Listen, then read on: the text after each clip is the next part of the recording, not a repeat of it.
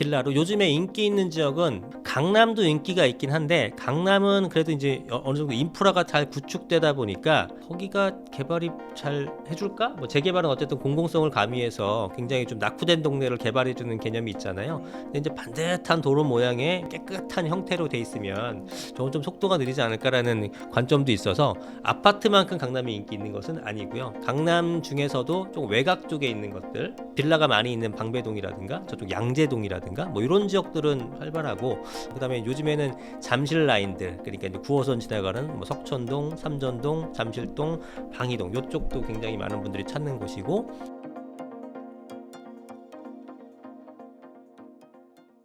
지금 같은 상황에 1주택자가 상급지로 이제 갈아타기를 고려하고 있다면 지금이 기회일까요? 아니면 조금 더 기다려야 기회가 올까요? 보통은 아주 장기적인 차원에서 보게 되면 갈아타기는 이제 뭐 나보다 더 상급지를 보통 가는 걸 갈아타기라고 하니까, 그러면 우리가 지금까지 쭉 봐왔다시피 시간이 지나면 지날수록 갭은 벌어지기 마련이죠. 그렇기 때문에 뭐 지금이 좋느냐, 뭐 3년 뒤가 좋아요, 5년 뒤가 뻔합니다. 지금 당장 먼저 하시는 게 유리한 거고요. 다만 이제 단기적으로 봤을 때 타이밍은 조금 더 보셔야 될 게 있는데, 예를 들면 지금 작년 같은 경우에는 강남이나 한강변이라든가 소위 말하는 핵심 지역들 상급지 위주로 가격이 올랐고요. 그 다음에 우리가 일부에서도 잠깐 언급드렸습니다만 중급지 이하 하급지가 올라갈 타이밍인데 중간에 이제 정책이 나오게 되면서 스탑된 부분이 있거든요. 그러니까 지금은 상급지만 좀 오른 상태고 중급지는 잠깐 오르다가 만 상태고 하급지는 아직 잘 오르지 않은 시점에서 이제 오르려는 채비를 하는 정도란 말이죠. 그러면 중급지에서 상급지로 가려면은 작년 재작년보다 갭이 지금 더 벌어진 상황입니다. 그런데 지금 이 상태가 되면은 상급지가 올라간 상태에서 더 치고 올라가는 게 아니고 얘가 먼저 올라가고 그다음 얘가 뒤따라가고 이런 구조가 되거든요. 근데 얘가 튀고 올라갔는데 얘가 따라가다 말았으니까 얘가 이제 올라갈 타이밍이 좀 남았습니다. 얘가 오르기 전에. 그래서 지금은 조금 더 기다려 보시면 될 것 같아요. 그러니까 원칙적으로는 긴 안목에서 보자 그러면 빨리 사는 게 무조건 좋은데, 단기적으로 좀 더 디테일하게 보자 그러면은 갭 메우기라고 하는데, 갭이 벌렸으니까 갭을 메우게 되는 그 과정이 아직 남아 있어서 조금 기다렸다가 상급지로 갈아타는 것도 나쁘지 않습니다. 네, 뭐 이런 질문을 드렸던 게 사실 많은 분들이 상급지 갈아타기를 고민하고 있거든요. 네. 그런데 지금 말씀해 주신 것처럼 내가 가야 될 곳은 많이 올랐고 내가 사는 지역은 그렇게 많이 오르지 않아서 고민이 더 깊어지시고 계시는데 네네네. 어떻게 하면 좀 효과적으로 갈아타기를 할 수가 있을까요? 좀 팁을 알려주시면 좋을 것 같습니다. 그렇죠. 그래서 지금과 같은, 그러니까 사실은 토지거래 허가라든가 이런 게 없었으면은 제가 진짜 실무적으로 중개를 또 하니까 보면은 어떤 식으로 오시냐면, 도대체 이제 이런 분 댓글 보면 이런 게 많아요.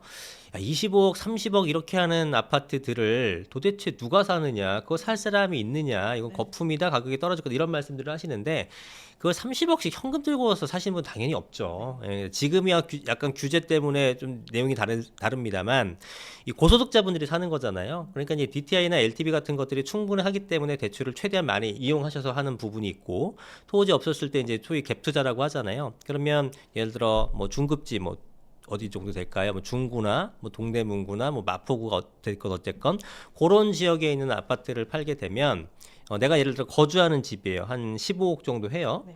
그러면 그걸 팔아요.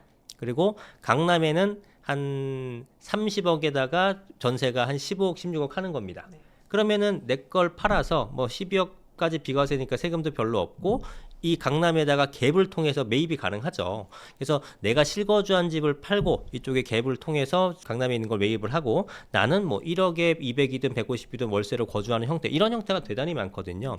이런 식으로 내 걸 팔아서 자금 마련해서 강남을 구입하는 거지, 이 뭐 근로소득으로 뭐 30억을 어떻게 모읍니까? 말이 안 되거든요. 이제 보통 이런 식으로 갈아타기를 하는 형태가 대단히 많았죠. 근데 지금은 물론 이 방식이 되지는 않습니다. 현재 이제 토지거래 허가라든가 이렇게 대출 규제가 들어가 있기 때문에. 그래서 뭐 지금은 이런 방식이 어렵겠습니다만 여하튼 보통 이런 식으로 갈아타기를 하게 되는 거거든요. 그래서 지금 그나마 아까 말씀드렸던 것처럼 갭이 좀 좁혀지는 시기가 내가 원하는 지역이 뭐 상급지든 중급지든 하급지든 또 갖고 있는 소득에 따라서 다 조금씩 틀리잖아요. 그래서 지역별로 당연히 다르긴 한데 하급지에 있는 것들은 혹은 수도권이 아니라 이제 다른 지역에 있는 것들은 뭐 갈아타기 지금이라도 하시면 될 것 같고요.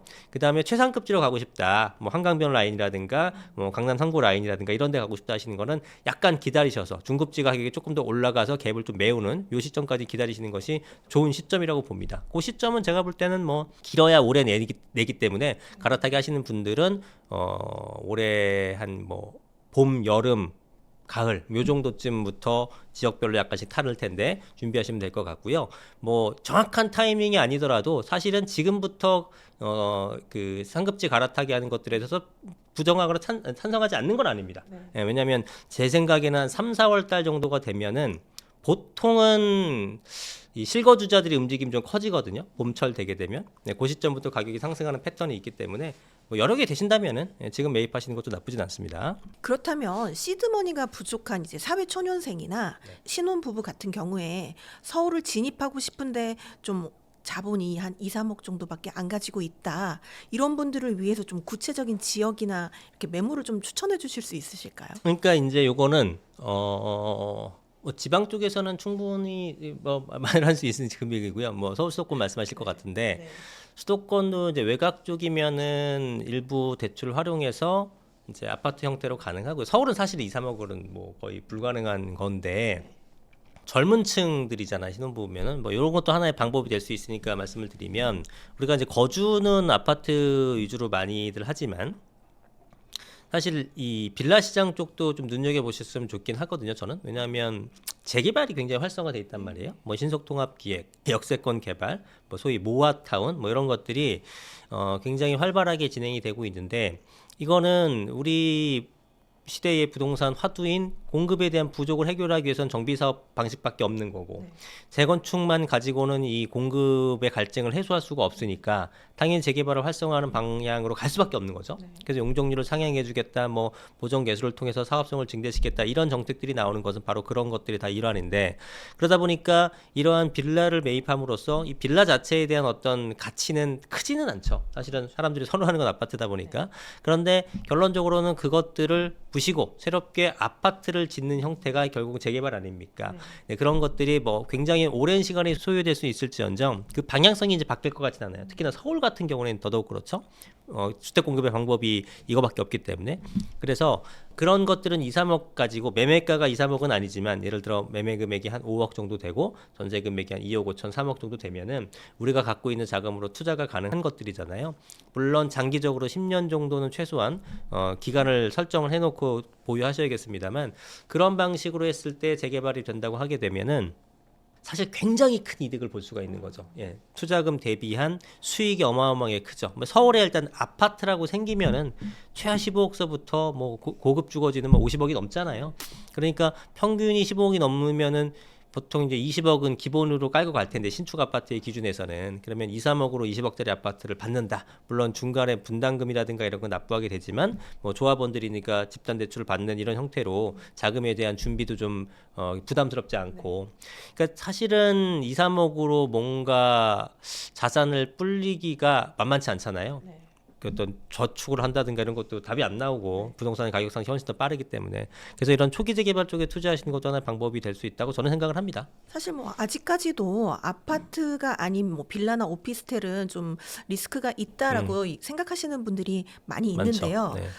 올해 좀 오피스텔 시장은 어떻게 전망하시나요? 저는 괜찮게 보고요.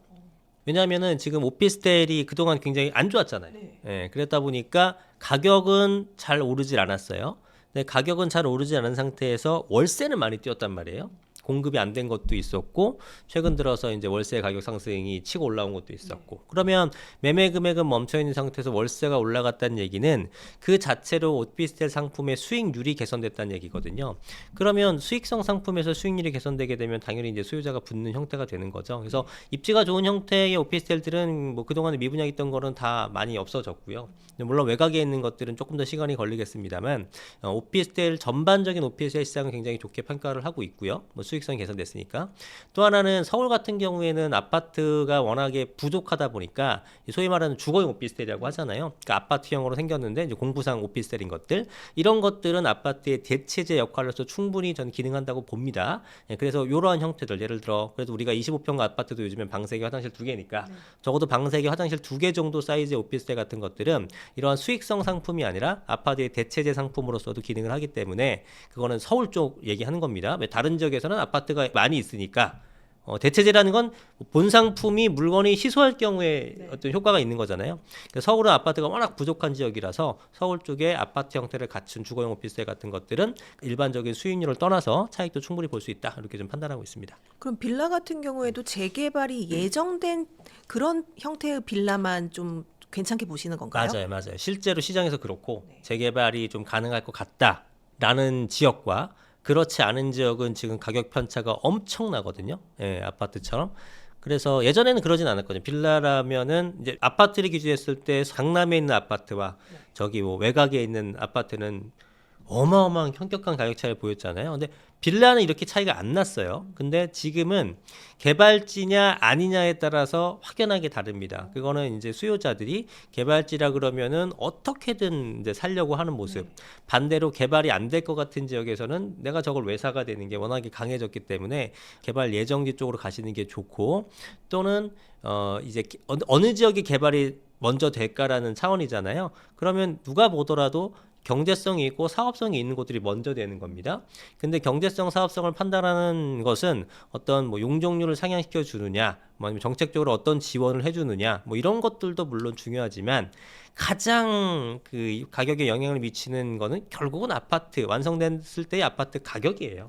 그러니까 입지가 제일 중요하다는 얘기죠. 빌라도 마찬가지로. 그래서 좋은 지역에 있는 빌라들을 구입하시는 게 속도도 빠르고 차익도 굉장히 크고 리스크도 줄이는 그런 방법입니다. 벌써 프리미엄이 많이 붙었을 것 같은데요. 굉장히 많이 붙은 것들도 있죠. 예를 들면은 뭐 자양동 같은 경우에 불과 한 3, 4년 전쯤에 한 5억대, 6억대 정도 했던 것들이 1년 지나니까 8억대가 됐고요. 지금 최근에는 16억 정도까지 갔거든요. 예, 한강변 쪽에 이제 신속통합기획 그런 지역인데, 그 옆에도 뭐 모아타운 지정되기 전에는 5억 에서 왔다 갔다 하는 금액이 지금은 거의 한 9억 정도까지 올라왔습니다. 그래서 여러분들이 고정관념으로 갖고 계시는 빌라는 뭐 사면 떨어진다, 뭐 안 오른다, 이런 것들은 옛날 얘기고요.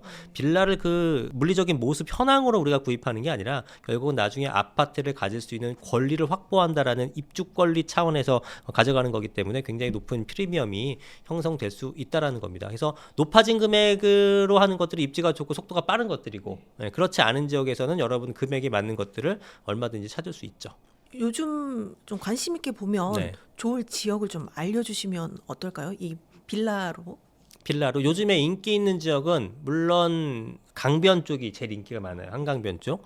강남도 인기가 있긴 한데 강남은 그래도 이제 어느 정도 인프라가 잘 구축되다 보니까 거기가 개발이 잘 해줄까? 뭐 재개발은 어쨌든 공공성을 가미해서 굉장히 좀 낙후된 동네를 개발해주는 개념이 있잖아요. 근데 이제 반듯한 도로 모양의 뭐 이렇게 깨끗한 형태로 돼 있으면 저건 좀 속도가 느리지 않을까라는 관점도 있어서 아파트만큼 강남이 인기 있는 것은 아니고요. 근데 이제 강남 중에서도 좀 외곽 쪽에 있는 것들, 그런 지역, 그러니까 뭐 빌라가 많이 있는 방배동이라든가 저쪽 양재동이라든가 뭐 이런 지역들은 활발하고, 그렇지 않은 곳에서는 조금 덜한 부분도 있고요. 그다음에 요즘에는 잠실 라인들, 그러니까 이제 9호선 지나가는 뭐 석천동, 삼전동, 잠실동, 방이동, 이쪽도 굉장히 많은 분들이 찾는 곳이고, 그다음에 이제 뭐 마포구 쪽도 굉장히 여러 군데가 개발을 합니다. 광진구도 마찬가지고 중구, 그리고 사당동 쪽이라든가 이쪽도 인기가 많아요. 그러니까 결국은 아주 외곽 쪽으로 가는 것들은 진짜 인기가 별로 없고요. 좀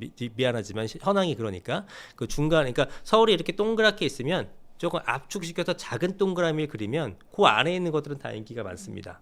아마 2호선 라인 정도, 그쪽 그 부근에 있는 것들은 다 인기가 있다 보시면 되겠죠. 지금 말씀해주신 곳이 다 좋은 지역이잖아요. 맞아요. 그러니까 이것도 어쩔 수가 없어요. 여러분들도 빌라를 사건 오피스텔을 사건 아파트를 사건 일단 입지를 보지 않는 분은 없기 때문에 그게 이미 가격에 많이 그렇게 형성돼 있는 것 같습니다. 뭐 최근에 보면 1기 신도시 선도지구 지정 이후에 이제 단기 과열 양상이 좀 보이고 있는데, 지금 시점에서 좀 분당을 추격 매수하는 게 좋을지 네. 아니면 상대적으로 조금 더 이 소외된 일산이나 뭐 평촌 이런 지역을 좀 투자를 하는 게 더 나을지 어떤 선택이 더 나을까요? 이거는 이제 단기 투자자나 중장기 투자자에 따라 틀릴 것 같은데 장기적으로 봤을 때는 일산, 평촌, 뭐 삼본, 중동 이런 일개 신도시가 있는데 요것보다는 분당이 확실히 위죠.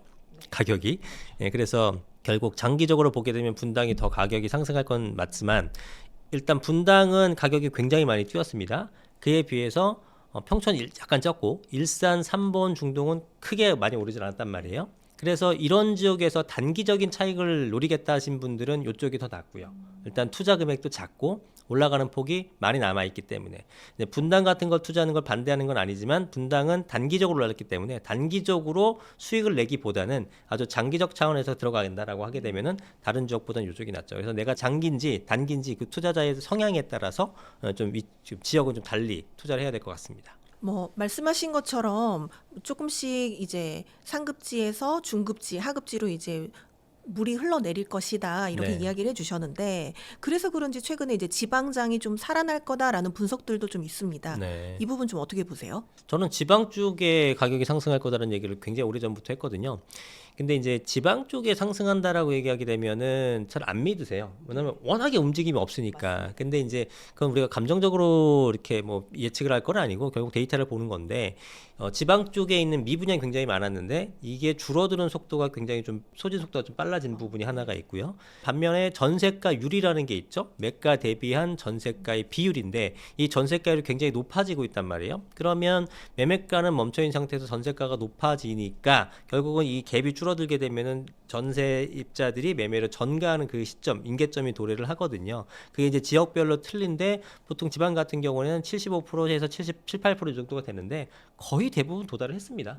예, 그래서 이제 물론 상승 폭이 뭐 서울 수도권 이 정도는 아니겠습니다만 어찌 됐건 올라요 떨어지나요 물어보신다면은 지방도 반드시 오르게 되고요. 그 시점이 이제 멀지 않았습니다. 거의 올해 상반기 내로는 거의 대부분의 지역이 이제 아파트 기준 오르지 않을까라고 좀 판단하고 올해 있죠. 상반기면 금방인데요? 금방이죠. 이제 다 왔으니까 이미 상승 턴한 곳들도 있고요. 네. 예, 그리고 원래 저는 작년 정도면 다 오를 줄 알았는데 오히려 제 생각보다 좀 늦은 거고, 예, 올해 상반기 정도면 어지간한 지역은 다 오를 거고, 이제 빌라라든가 이런 것들은 조금 더 시간이 걸리는 부분이 있긴 합니다. 그리고 이제 지방 쪽에 있는 너무 또 이제 읍면 지역, 산간 지방 이쪽은 안 오르는 것도 물론 있지만 웬만한 도심 쪽에서 있는 아파트 같은 것들은 지방이라고 하더라도 올해 다 오를 것이다라고 좀 판단하고 있죠.